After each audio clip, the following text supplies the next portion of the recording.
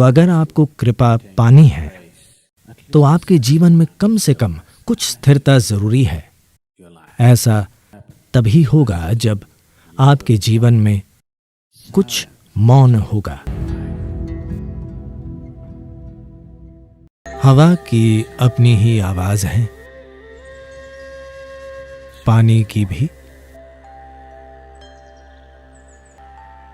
और धरती की भी है, और वाकई आकाश की भी है। सभी ग्रहों और नक्षत्रों की अपनी आवाजें हैं। दर्द की आवाज होती हैं, खुशी की आवाजें, दुख की आवाजें और आनंद की आवाजें होती हैं। हर चीज की एक ध्वनि होती है। इंसानी जीवन में ये बिल्कुल सच है। जीवन और मृत्यु दोनों की ध्वनियां होती हैं, यहां तक कि मौन की ध्वनियां होती हैं। तो ध्वनियों का जटिल मेल है। ध्वनि सतह पर है, मौन बुनियाद है, सिर्फ सतह की ध्वनि पैदा करती है। देखिए, पानी सतह से टकराता है और आवाज आ रही है। गहराई में कोई आवाज नहीं होती। जीवन ऐसा ही है। सतह पर ध्वनियों का एक बहुत ही जटिल जाल है, ध्वनियों का चक्रव्यूह है, पर मूल में कोई ध्वनि नहीं है।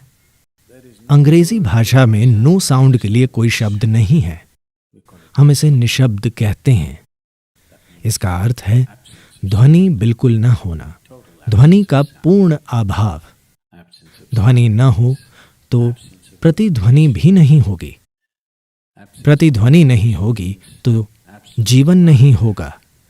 जीवन के नहीं होने से सृष्टि नहीं होगी।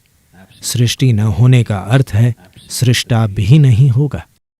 तो एक स्थान जो सृष्टि और सृष्टा से परे है, एक आयाम जो जीवन और मृत्यु से परे है,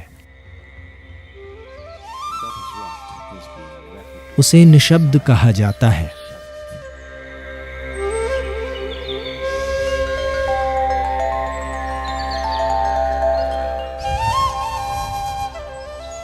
ये किया नहीं जा सकता। आप ये बन सकते हैं। आमतौर पर ये बताने के लिए दो शब्दों का प्रयोग किया जाता है। एक है मौन, यानी आप चुप्पी का अभ्यास कर रहे हैं। आप चुप नहीं हैं, आप मुंह बंद करके चुप हो गए हैं। ये निशब्द नहीं है। मौन यानी चुप्पी का अभ्यास करना। अभ्यास करने का अर्थ है आप खुद वो नहीं हैं। क्या आप जीवन हैं या आप जीवन का अभ्यास कर रहे हैं? मैं पूछ रहा हूं, आप जीवन हैं या जीवन का अभ्यास कर रहे हैं? अभ्यास नहीं, आप जीवन हैं। शायद अभ्यास अच्छा नहीं है, पर आप जीवन हैं। इसी तरह मौन का अभ्यास करने और मौन होने में अंतर है। मौन का अभ्यास एक नियम की तरह शुरू होता है, पर धीरे धीरे मौन का अभ्यास करते हुए आप शायद मौन हो जाएं।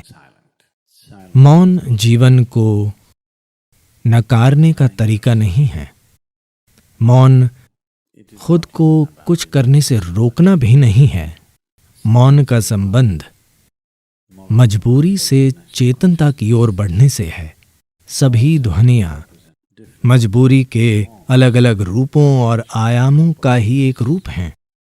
जब कोई सचेतन होना चुनता है और मजबूर करने वाली चीजों से दूर होना चाहता है, तो वो स्वाभाविक रूप से चुप रहना चुनता है। Silence does not mean shutting your mouth silence, plugging your ears silence. मौन यानी ये नहीं कि अपना मुंह या अपने कान बंद कर लिए जाएं।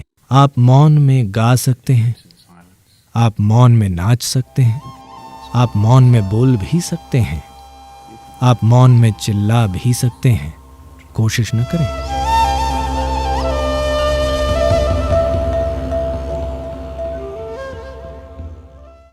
तो मौन होने या बन जाने की इस संभावना का एक अर्थ है स्थिर हो जाना, पूरी तरह से स्थिर हो जाना। स्थिरता कई तरीकों से पाई जा सकती है। इस शरीर को और इस मन को स्थिर करने के लिए कुछ कोशिश जरूरी है। Take some effort. अगर कोई बस आनंदित है तो वो स्थिर हो जाएगा, वरना उसे कदम दर कदम काम करना होगा इस शरीर को बिल्कुल स्थिर करने के लिए। ज्यादातर लोग एक ही जगह पर शरीर को रोक नहीं पाते, वे हमेशा हिलते डुलते रहते हैं। All the time in moment. As it is said, a man is ill only because he does not know how to be still. कहा जाता है कोई अस्वस्थ है बस इसलिए क्योंकि वो अस्थिर है, क्योंकि स्थिरता में आप सृष्टि से परे के आयाम से जुड़ जाते हैं। उसके संपर्क में आने पर बीमारी जैसा कुछ नहीं होता। मेरे यहाँ बैठ बैठ अगर शरीर सड़कर गिर जाए तब भी बीमारी नहीं होगी। ऐसा इसलिए क्योंकि असल में जब कोई बिल्कुल स्थिर हो जाता है तो वो शरीर को तभी थाम पाता है जब वो शरीर के तरीके जानता हो। तो मैं स्थिर क्यों हो जाऊं? क्या मैं अपना शरीर खो दूंगा? वैसे भी आप अपना शरीर खो देंगे। जब शरीर को खोने का समय आएगा, यदि आप इसे गरिमा से छोड़ना चाहते हैं तो आपको कम से कम थोड़ा स्थिर होना होगा।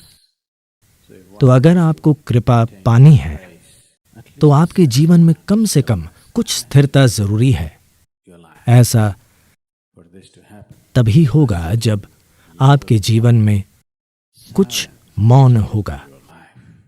अगर अभी नहीं हो पा रहा तो कम से कम थोड़ा सा मौन का अभ्यास 1 घंटे में अगर आप अभी 1573 शब्द बोल रहे हैं, कितने शब्द मां? तो आप जितने भी शब्द बोल रहे हैं वही बातें 50% कम शब्दों के साथ कहने की कोशिश करें। अचानक आप हर चीज के प्रति बेहद सचेत हो जाएंगे। फिलहाल मौखिक दस्त हो रहा है 1573 यानी दस्त, ठीक है।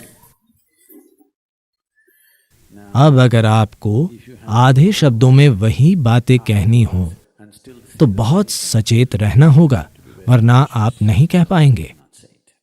बस कोशिश करके देखें।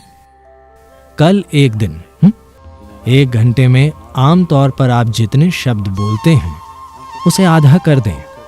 अपनी गतिविधियां कम न करें, वही बातें कहें, लेकिन आधे शब्दों में पूरी दुनिया कितनी अच्छी हो जाएगी। दुनिया अद्भुत हो जाएगी अगर कल हर कोई ऐसा करे तो। कई शादियां भी बच जाएंगी।